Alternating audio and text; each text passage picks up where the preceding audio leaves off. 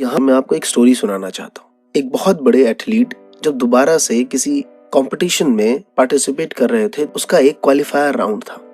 जब वो क्वालिफाई करने गए तो 3 चांस मिलते हैं। जैसे ही वो पहली बार गए तो वो डिस्क्वालीफाई हो गए।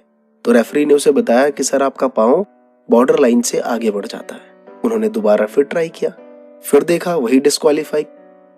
उनका पाँव फिर से लाइन से आगे चला गया। तीसरी बार वो बहुत डर रहे थे, माथे से पसीना आ रहा था।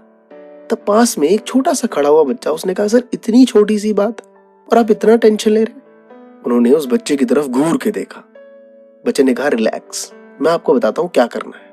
बच्चा भागते हुए जाता है और एक लकड़ी का डंडा लेता है और जो लाइन थी बाउंड्री लाइन, उससे थोड़ा सा पहले वो एक लाइन खींचता है और वो बच्चा उनको बताता है कि सर अगली बार जब आप दौड़ रहे हैं तो आपकी लाइन ये वाली नहीं ये वाली है।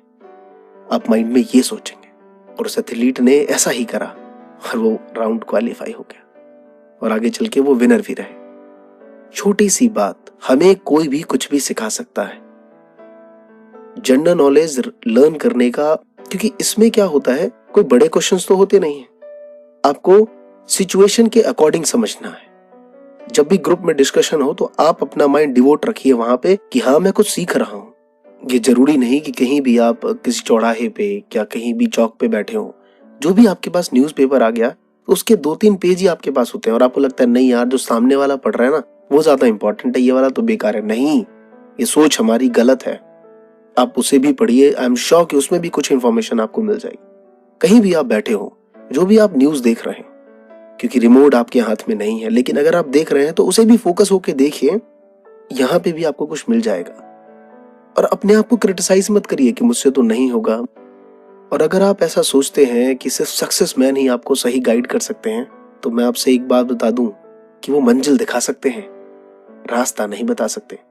क्योंकि रास्ते के ठोकर उसी ने खाए होते हैं जो फेलियर होता है। बहुत से लोगों ने थॉमस अल्वा एडिशन के बारे में बताया कि उन्होंने जब बल्ब का आविष्कार किया तो वो 100 बार फेल हुए। मेरे को बहुत से लोगों ने बताया, आई एम श्योर कि आपको भी बहुत से लोगों ने बताया होगा। लेकिन मेरा सवाल है आज उन सभी से कि वो 100 बार फेल क्यों हुए।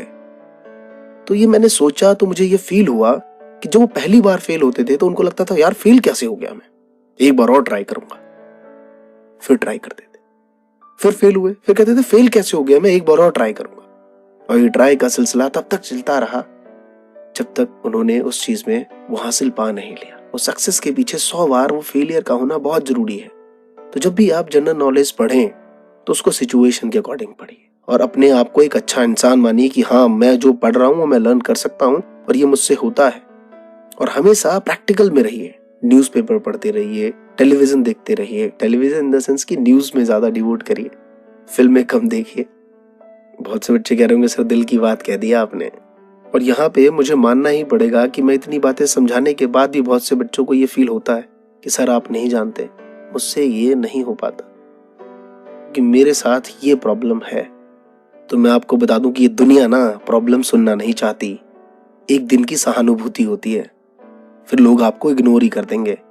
तो अपनी कमजोरियां किसी को मत बताइए। आप क्या कर सकते हैं इसका ढिंढोरा पीटिए, क्योंकि किसी ने कहा है कि यूं ही नहीं मिलती राही को मंजिल, एक जुनून सा दिल में जगाना पड़ता है। पूछा चिड़िया से कैसे बना आसियाना, तो उसने कहा कि भरनी पड़ती है उड़ान, तिनका तिनका उठाना पड़ता है। तो आप अगर सोच लेंगे कि एक ही बार में सारा नॉलेज मेरे अंदर आ जाए तो ये गलत फहमी है आपकी। कभी किसी के साथ ऐसा नहीं हुआ, और कुछ लोगों के साथ हो गया है तो वो विद्वान होंगे भाई, हम उनमें नहीं आते। हमें हर रोज कुछ नया सीखना है। रेजोल्यूशन हर कोई लेता है न्यू ईयर में। आज से आप एक लीजिए कि आज से हर रोज 10 वर्ड मीनिंग या फिर 10 इंफॉर्मेशंस, हिस्ट्री से, ज्योग्राफी से, पॉलिटिकल साइंस से, इंग्लिश से, किसी भी सब्जेक्ट से हो सकता है, या फिर वो सोशल एनवायरनमेंट पे हो सकता है, या फिर वो सोशल स्टडी से हो सकता है। हर रोज मुझे 10 बातें नई सीखनी है। और अगले दिन जरूरी नहीं कि आप ये 10 बातें और सीखें, नहीं, अगले दिन हम 6 पॉइंट 7 पॉइंट से नया सीखेंगे, लेकिन जो पुराना पढ़ा हुआ है उसे भी हम उन 3 की जगह रिवीजन में ले लेंगे। और ये सर्कुलेट 1 वीक तक होता रहे। और फिर 1 वीक के बाद आप नेक्स्ट डे कुछ नया मत सीखिए। जो आपने लास्ट वीक में जितना कुछ नया सीखा है उसको पहली बात तो एक रिटर्न करके रखना है और उस दिन सिर्फ उसी के बारे में डिस्कस करिए। और जितना हो सके लोगों को पढ़ाने की कोशिश करिए जहां भी बैठे। एक होता है ना कि जब आपने देखा होगा कि नॉर्मली कुछ भी बातें चल रही होती है लेकिन अपना एक फ्रेंड अपनी बीच में अपनी बात घुसेड़ देता है। हम कहते हैं भाई तू बीच में ये बात क्यों लेके आ जाता है बीच बीच में। तो हम जब भी कोई बात कर रहे हो तो बीच में कुछ ऐसा पॉइंट ले आए कि वो जीके से रिलेटेड हो। लाइक कि अगर पॉलिटिक्स से रिलेटेड बातें चल रही हैं तो बीच में पूछ लीजिए कि चल बता डॉक्टर एपीजे अब्दुल कलाम का प्रेसिडेंशियलशिप किस टाइम से कब तक रहा। आई एम श्योर कि सारे लोगों को नहीं पता होगा, तो आप बताइए कि 2002 से लेके 2007 तक रहा। ये एक कहीं ना कहीं एक फिगर बनाता है आपके माइंड में कि वो सिचुएशन आपने ऑब्जर्व किया और उसको समझा, और ये बातें थोड़ी लॉन्ग टाइम तक रहती हैं। और जनरल नॉलेज के लिए मुझे सबसे बेस्ट लगता है ग्रुप स्टडी। मैंने ग्रुप स्टडी के लिए वीडियो बनाया हुआ है कि सही है नहीं है गलत है क्या है, इसके बारे में काफी डिटेल किया हुआ है। लेकिन मुझे लगता है ग्रुप स्टडी में पढ़ते मतलब मींस सेल्फ स्टडी तो करिए ही करिए, लेकिन उसको रिवीजन करने के लिए ग्रुप स्टडी का यूज करिए। और मैं आपको एक और सजेशन दूंगा कि बार बार नई नई बुक मत खरीदिए। यूपीएससी के एक टॉपर स्टूडेंट ने एक बात कही थी मुझे, जो मुझे बहुत ही अच्छी लगी कि सर नई 3 किताब खरीदने से बेटर है कि आप एक किताब को 3 बार पढ़ें। मुझे उसकी बात बहुत अच्छी लगी और आई एम श्योर कि आपको भी शायद ये बात अच्छी लगी हो। तो इस तरीके से कुछ हम